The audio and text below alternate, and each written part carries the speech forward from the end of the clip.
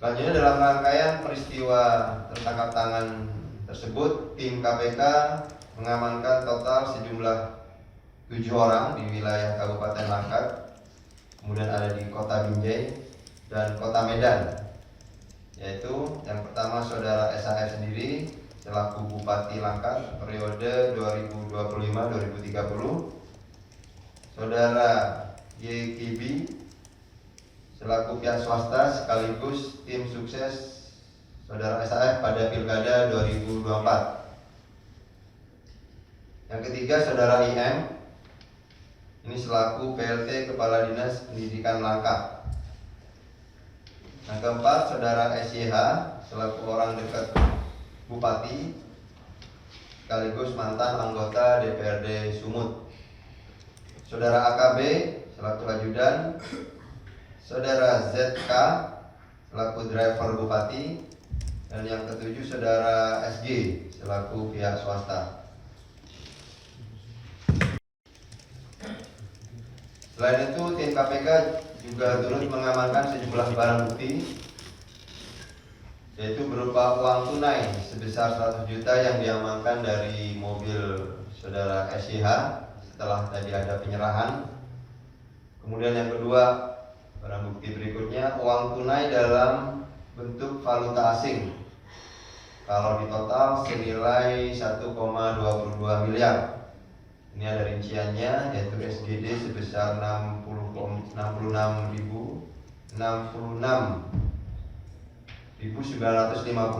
kemudian ringgit Malaysia 11.000, dan rupiah sebanyak 244,7 juta.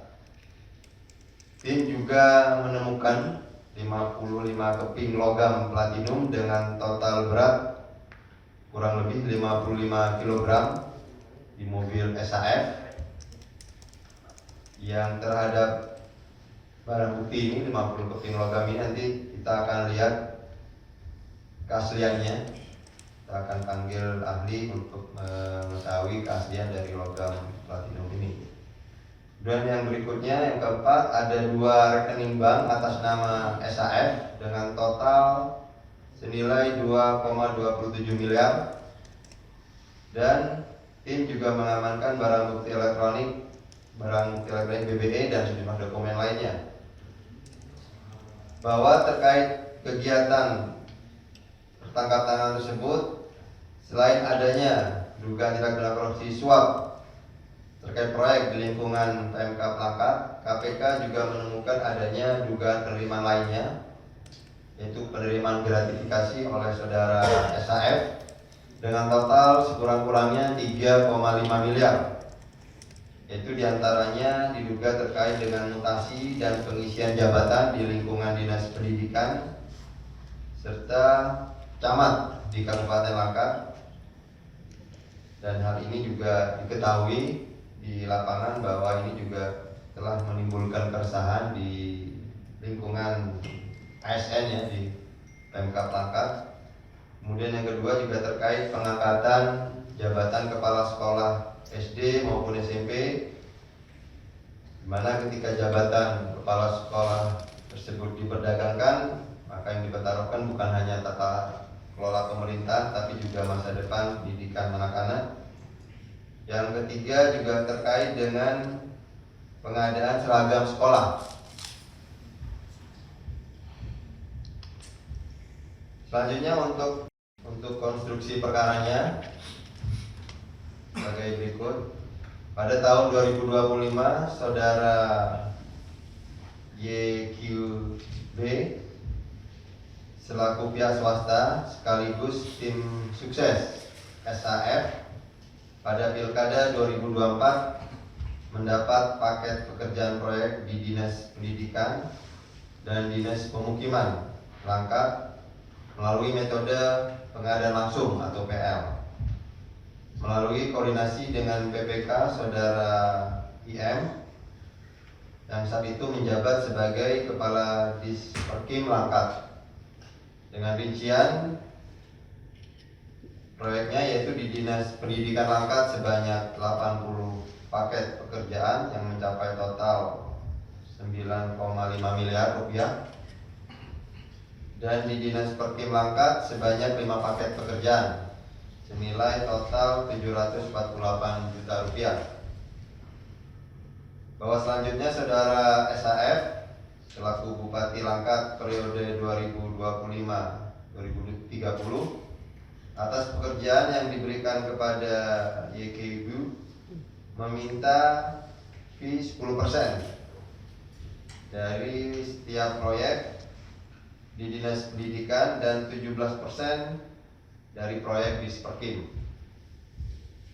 Akhirnya disepakati untuk besaran fee proyek tersebut yaitu untuk di Dinas Pendidikan sebesar 990 juta rupiah dan untuk di Dinas Perkim total 126,8 juta.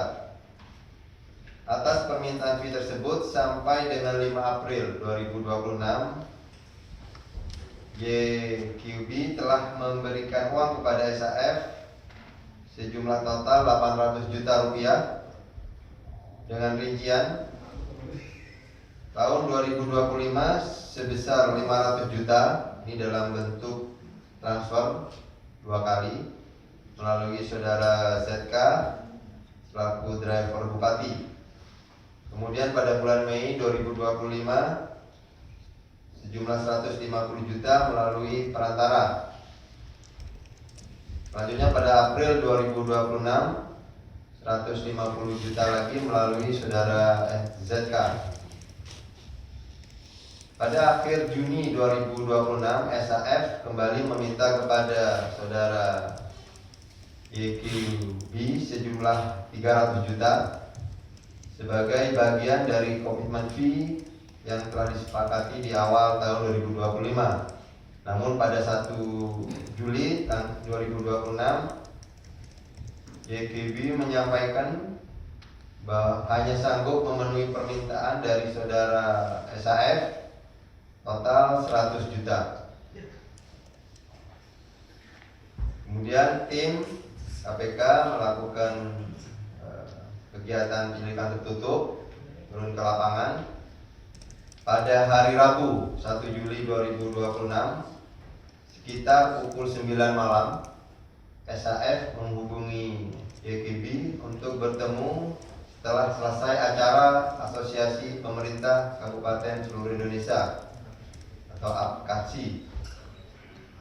Namun demikian sekitar pukul 11 malam ZKF menghubungi YQB untuk meminta SAF balik arah karena ini sudah terlanjur kembali dari acara.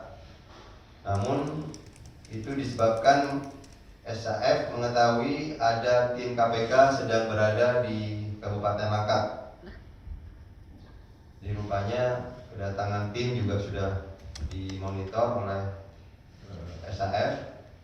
Selanjutnya pada hari Kamis tanggal 2 Juli 2026 YQB dihubungi oleh SAF melalui Saudara SYH. Ini orang dekat Bupati dan sekaligus mantan anggota DPRD Sumut. Disampaikan oleh SYH bahwa situasi sedang memanas hingga kesepakatan pemberian uang 100 juta yang diminta oleh SAF untuk diserahkan melalui SYH. Kegiatan penetapan dan penanganan tersangka berdasarkan kecukupan bukti permulaan dalam perkara dugaan tindak pidana korupsi terkait suap di lingkungan Kabupaten Langkat dan penerimaan gratifikasi, KPK kemudian menaikkan perkara ini ke tahap penyidikan dengan menetapkan 2 orang sebagai tersangka. Yang pertama Saudara SAF selaku Bupati Langkat periode tahun 2025-2030. Kemudian Saudara YQB selaku pihak swasta sekaligus yang bersangkutan adalah tim sukses Saudara SAF pada Pilkada tahun 2024. Atas perbuatannya terhadap Saudara SAF sebagai penerima diduga telah melanggar pasal 12 huruf A atau huruf B dan dan atau pasal 12B besar penerimaan gratifikasi Undang-Undang Nomor 31 Tahun 99 tentu Undang-Undang Nomor 20 Tahun 2001 tentang pemberantasan tindak pidana korupsi.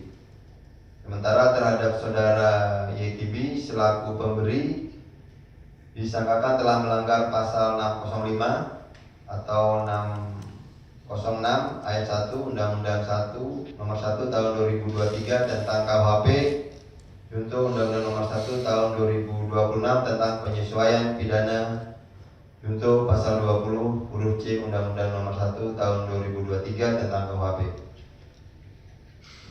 KPK selanjutnya melakukan penahanan terhadap para tersangka untuk 20 hari ke depan. Ini penahanan tingkat penyidikan pertama selama 20 hari terhitung sejak tanggal 3 Juli hari ini sampai dengan tanggal 22 Juli 2026. Untuk penahanan, tempat penahanan saudara SAF dilakukan penahanan di Rumah Tahanan Negara Rutan Cabang Gedung Merah Putih KPK. Sedangkan terhadap saudara YKB dilakukan penahanan di Rutan Polda Sumatera Utara di kita penitipan penahanan di Medan. Bahwa dalam kesempatan ini